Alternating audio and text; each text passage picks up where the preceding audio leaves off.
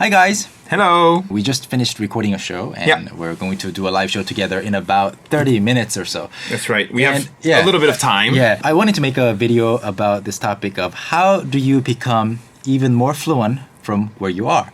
So I know a lot of learners of English, especially here in Korea, who become really quickly like 30% fluent in English, like compared to their native language, which is Korean.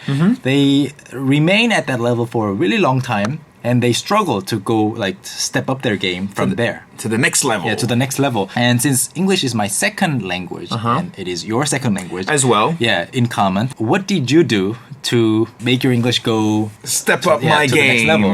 Well, for me, to be completely honest, when I was a kid, I had the opportunity to go to an international school for a few years. Yeah. So that helped me get the basics. And then I kind of had to work to improve my English. And of course, as people often say, practice makes perfect. So it's very important to be motivated, to practice as much as you can, as often as possible, every single day a little bit. And then some classic words of advice. The best way to improve and the quickest way to improve is probably to go to that country. But that's not always possible. And I know that most of you are here in Korea. You won't be able to, or maybe in your countries, you won't be able to live in another country soon.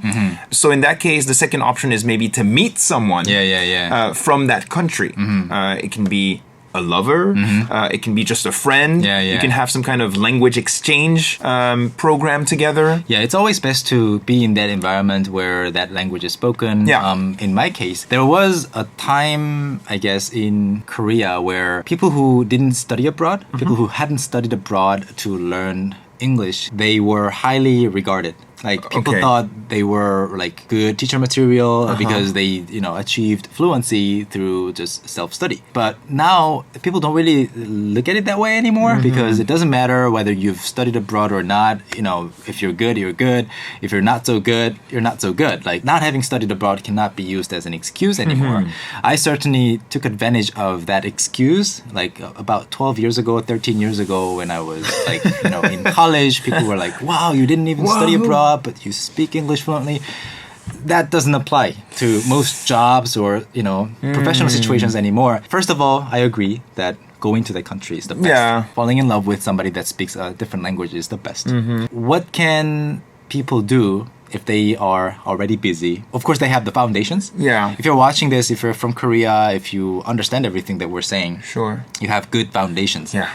But what can they do from there? Well, and then it's other classic things like maybe watching movies, TV shows, or maybe even talk shows. I really like talk shows because people express their opinions a lot. You can listen to those. You can see how people talk.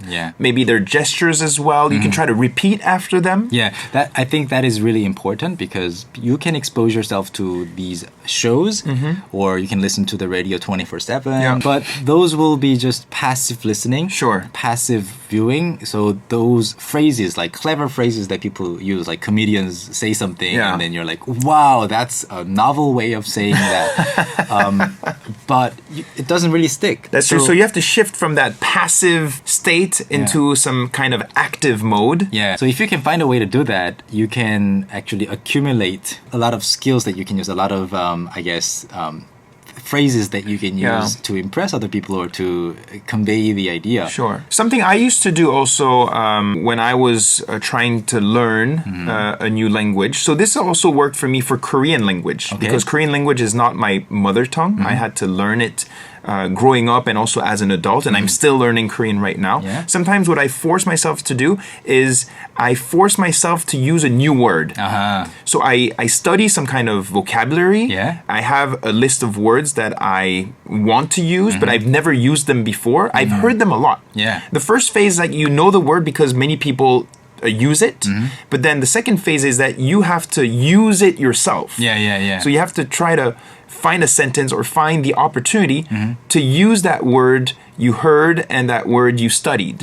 And making it your own, basically. It is very important to do that on purpose because if you hear a certain phrase or a sentence structure passively, it usually takes about 30 or 40, like even more times of hearing that phrase Yeah. before you can say it accidentally once. Maybe a few weeks, a few months Or before you years. can use that word yourself. But if you like hear something once, you think like that's a clever phrase. You would like yourself to be able to use that. You think you would sound cool to be able to use that, and then you have to put it into practice on purpose. So that's what I think I did when I was learning English, and I tried to read a lot and listen to a lot of stuff. But whenever I was just mindlessly just reading, of course I was following the story, but if I was like not paying attention to the author's writing style, I tried to stop myself. Am I really learning anything new,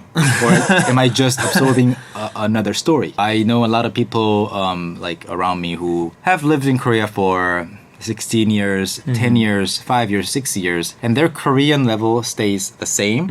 And it's not that they're lazy people or anything. It's just that they didn't have to say anything new because they already knew everything. All the phrases that they needed for their daily necessities. Or for their work. Yeah, exactly. And I also know people who studied abroad in Canada or in the States or in the UK for 11 years, 12 years. They come back, and I can't really say their English is better than mine. It's the same reason, because they just know enough, and then they don't have to push the boundaries. So if you are struggling with, I'm making this video with you because we did the same thing. We went through the same kind of process, like procedures. From good to excellent. That gap is actually kind of hard to narrow down. So all in all, just keep reading, listening, watching. You have to be exposed to new ways of saying things, of course. You kind of have to force yourself to kind of move out of that comfort zone. So I hope this video helps you. I know these were very general tips. I'm sure you already knew what we were talking about, but we wanted to share our experiences. There's no secret. There's no sudden moment of eureka, like, wow, now I know so much more English. It doesn't happen like that. You just have to let it pile up. So it takes time.